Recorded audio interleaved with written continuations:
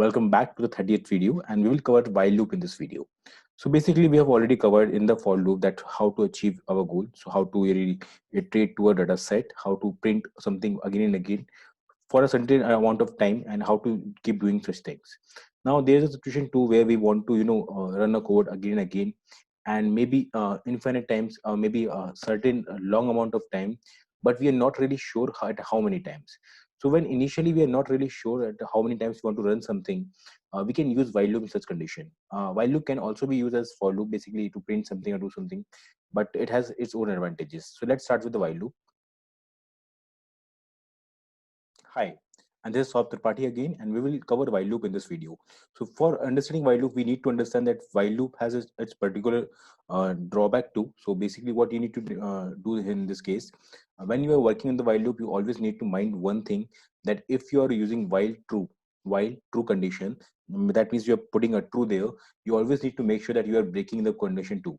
Somewhere it should break, otherwise the loop will keep running forever, and that is something that we do never want in our conditions. Okay, so that is something I want you to just mind while working with while loop. Apart from this, nothing is difficult, nothing is an issue, but just mind the while loop with a true condition. Let us start with the video, guys. So here what we are going to do, we will write while. Okay, and while we can say any conditions, whatever condition we want to give, we can give condition. I'm not giving any condition right now, I'm just giving you the structure for this video, and we will can do any body kind of thing. So basically whatever body you want to give, you can print here, you can simply write some statement if you want to, or anything like that. So whatever you are looking for, you can do there. And once you're done this, while loop will run again and again till the condition gets false. So let me show you a basic code for this. So while say I is greater than 10, so say 5. Okay, while I is more than 5, and let me initiate 5 I first. So I'm initiating I with 0. Okay, what I'm going to do, I will add I plus 1, and I will simply print hello that many time. I'm going to print the number. So basically I comma. Let's run this, and you can see that we are getting hello 5 times with this condition. Basically what is really happening here, we are printing I basically and hello. What it is going on, we initiate the I with 0. So initially the I is 0. Let me pick up pen here.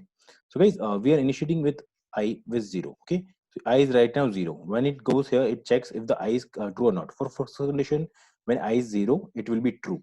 So for the first condition, it is true, it will go in, it will increment. So I0 will become I1.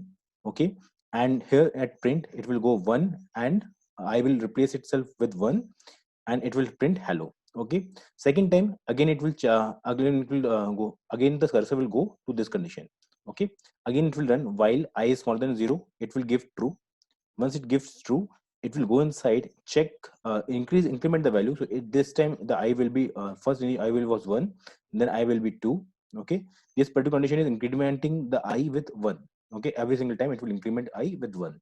Now it will go here, and it will simply print I value, that is in this case is 2, and the hello, as you can see. And so on, the condition will keep increasing. At the end, when the I becomes say 4.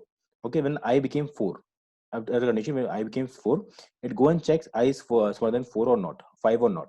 It the condition will becomes true, and then go I will replace itself with 4. Basically it will increment 1, so it becomes 5. So print I, basically it is replaced by 5, and hello will be printed. After this condition, after this condition, when it comes here and check again, the I is not smaller than 5, 5 is not smaller than 5. In this case, condition becomes false, and the loops break. And that is how while loop really works.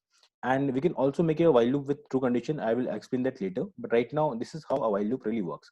Let me clean the area. I'm show you the code again. So basically you initiate a value, you give a condition, and you keep running that, and you make sure that running is getting false somewhere. So in case you are not doing that, that will be like it will keep running forever. So if I remove this step, this was particular step, the while loop will keep running forever, because it is forever became 2. true. So if it is true forever, it will keep running, and that is something that you don't want.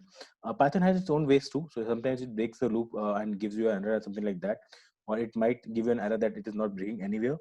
But for precaution, guys, always make sure that it is breaking somewhere. So mind that part. Apart from this, while loop is very easy. So in the next video, I will cover the other better questions or better conditions. But meanwhile, just practice this one. Thank you.